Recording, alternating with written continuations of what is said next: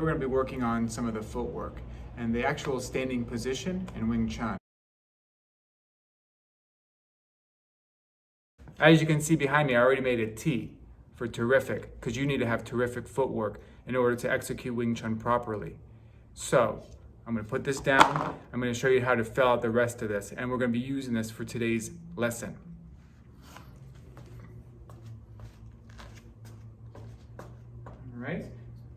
Put your toes a couple inches above the base of the capital T that you drew. Chamber the arms, bend the knees, pivot on the heels, and pivot on the toes. Now, your stance should be pretty much on that back line, the top of that T. With your chalk, you're actually going to make a little line on the inside of the toes, and then back here at the heel. Okay, I'm going to go ahead and step out of that for a second here.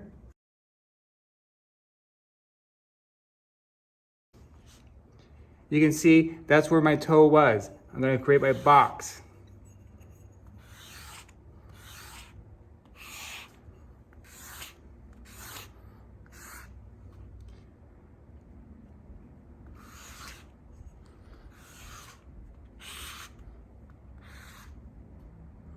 All right, and then make an X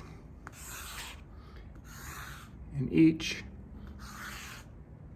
of the boxes. Here's an above view of the diagram I just drew. Let me go ahead and put my, bend the knees, pivot on the heels, pivot on the toes. Now, as you can see here, I'm pretty much secured in those boxes, and you can see why I wanted those X's. My toes are facing to the inside of the X, heels are to the outside.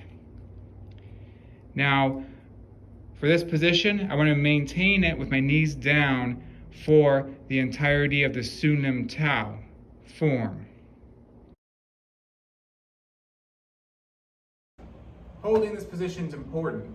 Knees down, quads are engaged, heels are out, toes are in. That's why in the first form, the Sunim Tao, there is no movement. In Sunim Tao, there's no movement. That means our legs are getting strong. So they should be working down here.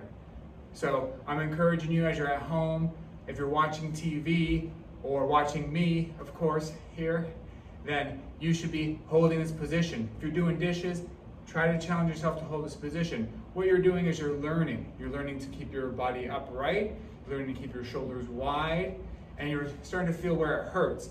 Any type of tensions or where you're holding it, that's where you want to pay attention to.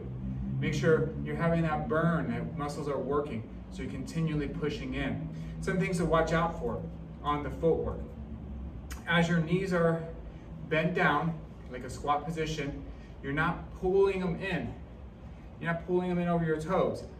Also, you don't want your toes to be straight out like this and pulling them in. That's going to put a lot of pressure on the knees, and that's not Wing Chun. It's not safe. It's not what we want. Rule is your knees should always follow your toes. If they're not, that's where injuries occur. So that's why from here, as we're doing our stance, we're standing tall. We're chambering our arms. We're bending the knees. Notice they're going straight forward. We're not going like this. Straight forward, pivoting on the heels out. Means toes are out, knees are out. And then heels go out, toes are in, knees are in. Those knees always follow that toe. And there'll be more to come on that in another video.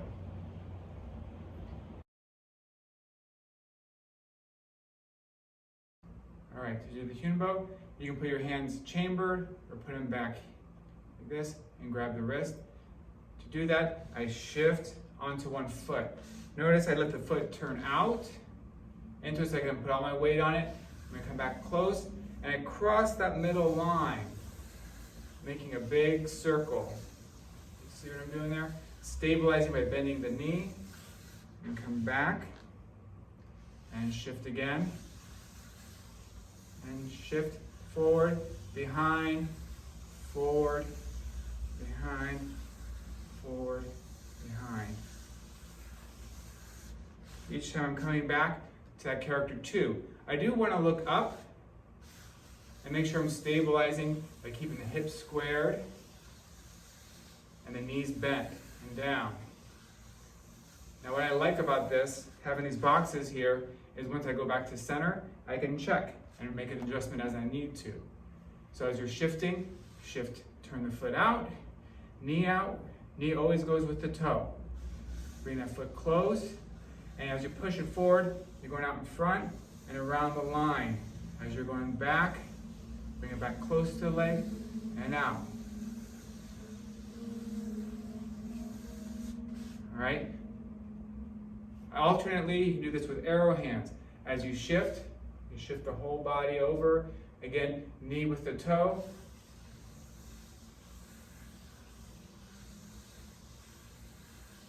And try to refrain from moving up and down, up and down. Just be real stable here.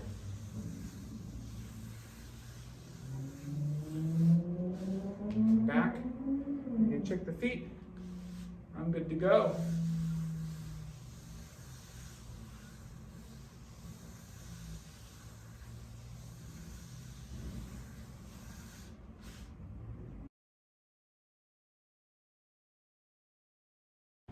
To combine a Huen-Bo and an advancing step. Shift. You work your Huen-Bo. And usually when you're developing a lot of the strength, I recommend doing 3, 4, maybe about 5 of them. And then you're going to reach out and step onto the straight line that we created in the beginning. Let's do that again on the other side. 2, 3, 4. Shift. Make this nice and long, so you're working on your stability. You can see as I'm reaching, I want to be single weighted there. Now, of course, speed is not something that I'm worried about right now. There's really about 3 Huen-Bos, so circling up the feet, kind of like you're winding up a car. And we're off. 1.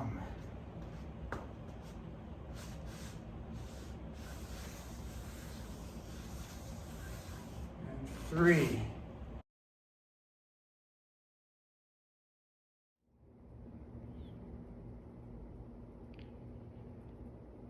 Another thing you can do with this is practice some of the turning stance, where you're turning and then you come back and you turn and you come back and turn and come back, turn.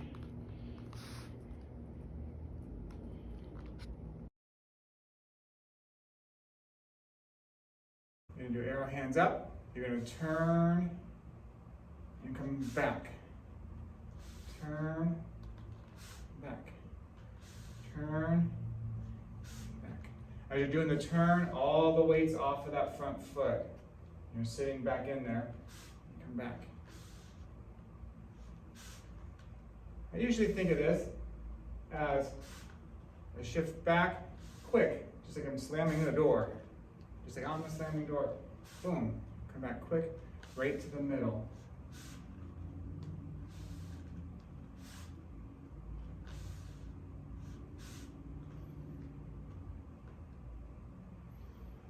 Now, what I want to do is I don't want to be checking my feet every time, my head down like this. I want to be up.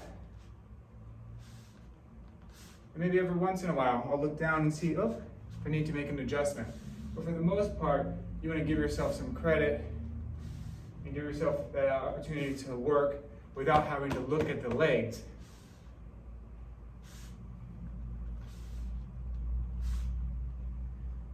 Here, and really sitting back into it and back. And check. I'm good.